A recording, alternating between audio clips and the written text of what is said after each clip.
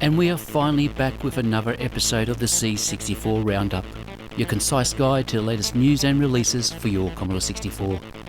I hope you guys in the Northern Hemisphere have been enjoying your summer break. Let's see what's been happening on the C64 scene over the past couple of months. We'll kick things off by checking out a pretty cool gadget for your C64. This is the Blue 64, a Bluetooth adapter for the Commodore 64 developed by Side Projects Lab. The adapter simply plugs onto the keyboard connector inside your computer and can emulate keyboard and joystick control inputs, providing you with the ability to wirelessly play games on your C64 without having any device poking out from the side of your computer. Installing the adapter is an easy process. Open up your C64 and disconnect the cable from the motherboard. Be careful not to bend or break off any pins. Remove the keyboard so you have free access to the keyboard connector. Then it's just a matter of carefully slotting the adapter female header onto the keyboard connector, and then connect the keyboard cable back to the male pin connector on top of the adapter, so that you can continue using your keyboard while using the Blue 64.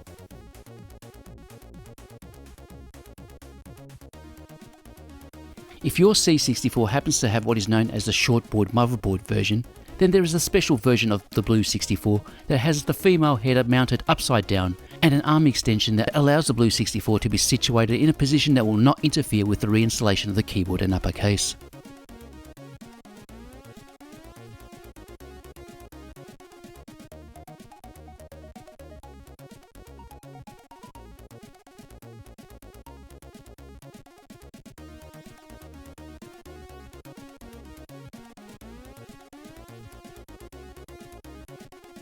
The Blue 64 supports a wide range of Bluetooth devices, and pairing is a simple process of setting your controller or keyboard in pair mode, and it will automatically pair without needing to do anything on the Blue 64 itself.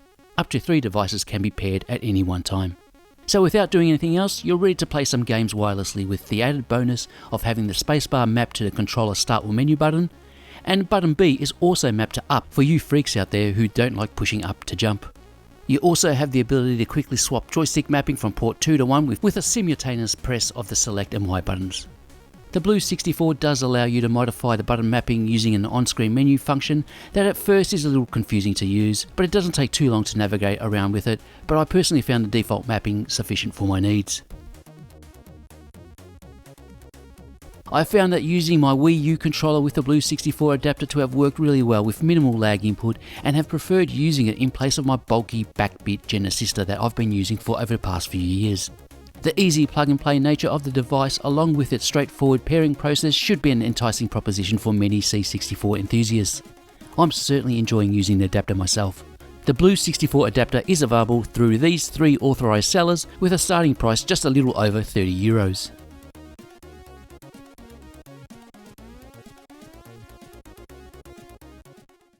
Time to check out some interesting news that has come across my desk in recent times.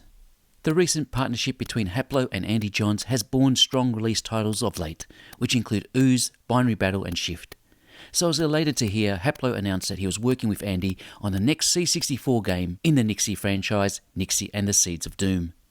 And I can confirm that this one has the early hallmarks of being a great looking game with fluid controls and is set to greatly improve the original ZX Spectrum version. There is no set release date for Nixie and the Seeds of Doom, but you can follow the game's development progress on itch.io. For those of you interested in getting into C64 programming but might be limited with time, then Holger Vessling's book, For One Basic Liners, is going to be perfect for you.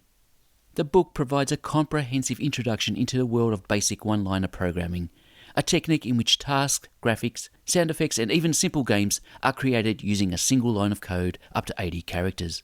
For Basic to One-Liners contains 170 tips and tricks for short code programs with many hands-on examples provided. I had quite a bit of fun going through and learning the tricks on offer, and I quite appreciated that the book went into some length to explain basic commands. For Basic One-Liners, along with Holger's other Commodore theme publications, are all available to order through Amazon. There's been a bit going on over at Cytonic Software that is sure to pique your interest. Firstly is the official release of B-52, a game that was originally going to be released by Codemasters in the early 90s but got cancelled and then sold through mail order by the developer Nick Taylor. B-52 is a bee-themed horizontal scrolling shooter that sees you collecting honey while blasting nasty critters. B-52 is the 4th game to be included in the Cytronic Collection cassette series, but is also freely available as a digital download. The Icon 64 team has just about completed work on Avalon, a modern day interpretation to the Mr. Micro 1984 release Treasure Island. The game will be released through Cytronic software at a later date.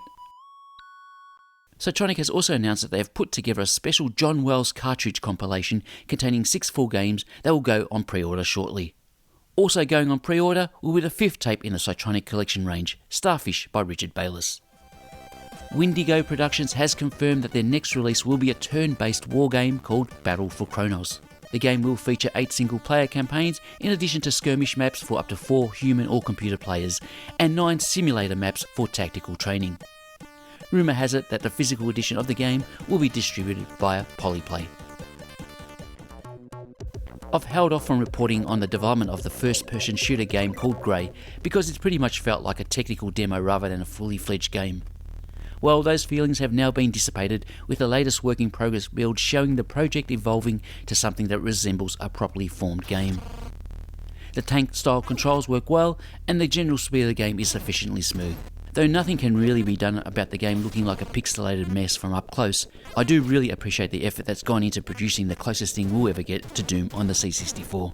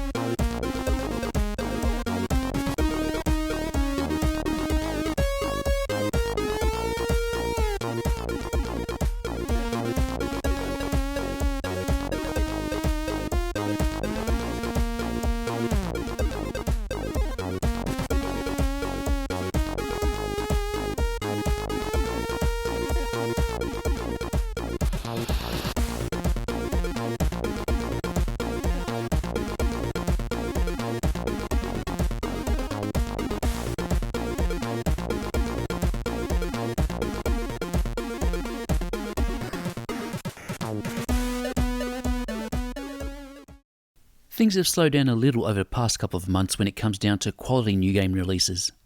Let's check out the best of the batch of games released. Petsky Wizard of War is a reproduction of Wizard of War done entirely using Petsky graphics. The game mechanics are somewhat similar to original and sound is taken from the original Wizard of War game, providing a gaming experience that will be familiar to fans of the franchise. Petsky Wizard of War is an interesting novelty project, but don't expect the gameplay to be anywhere as engaging as the original. This one is good for a one-time playthrough and is available as a free digital download from itch.io. During the summer, did you ever think to yourself, what I'd really like to play right now is another Pac-Man game on the C64? Neither did I, but here we are with Random Pac. So is there anything really special with this version of Pac-Man? Well, not so much I think. I mean, you do get procedurally generated mazes, multiple difficulty settings, and bonus rounds thrown in as well. And I don't mind at all that the game map needs to scroll.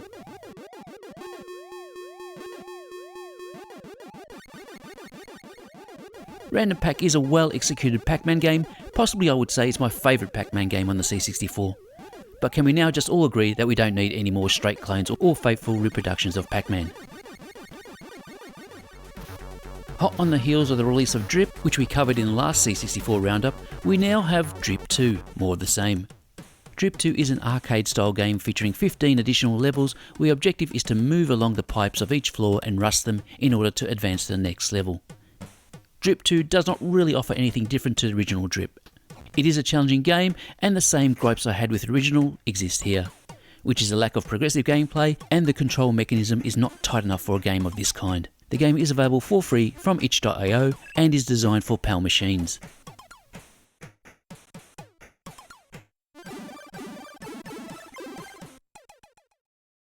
Mars Patrol is a remake of the classic Moon Patrol arcade game. The game was originally developed but unreleased back in 1985. 39 years later, the original coder had picked up the project, cleaning up its code, implementing whatever was left outstanding to do, and improved on various aspects of the game to bring it to a state where it's now worthy of a release. Though the rolling boulder hazard is noticeably missing from this version, Mars Patrol is a fun gaming experience that consists of both courses available in the original arcade game, along with solid controls and a nice aesthetic look to it overall. This is once again a game that is nice for a one-time playthrough and is available as a free download. Mars Patrol is designed to run on PAL machines.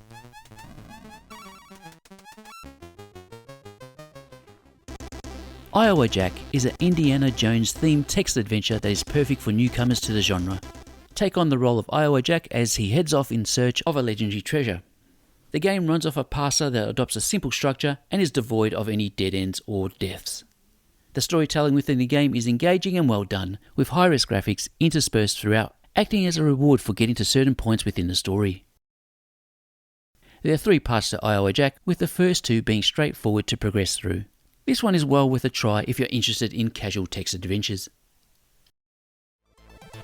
Hue Stack is a C64 translation of the watercolour sort puzzle game that is popular on mobile devices. Your objective is to sort balls by colour within test tubes. A coloured ball may only be moved to another test tube if it's empty or has another ball of the same colour on top of it. Hue Stack is a keyboard only game where you press a key above the corresponding test tube in order to pull a ball out and place it in another tube. The original version of this game had a limited number of levels and generally lacked a feeling of progressive levels, as each one was no more difficult than the other. But version 2 has improved things a little, featuring 120 new levels with a little more of a staggered difficulty curve, an enhanced high score system and improved music. As there are no retry limits or time constraints to the game, Hue Stack would be perfect for anyone looking for a bit of a slow-paced casual gaming experience. Mineshaft Gap is an ambitious real-time strategy style of game where you look to build a civilization of underground dwellers decades after a Cold War left the Earth's surface in a desolated state. You need to issue orders to your people as you try to build up resources so that you can continuously build new rooms and ensure a constant production of energy, oxygen and water to keep your people alive. As you build new quarters, new workers will come out of their hibernated state, but as you continue to grow, you'll need to build mines to be worked on so that your civilization can sustain itself and develop new technology that's necessary to survive.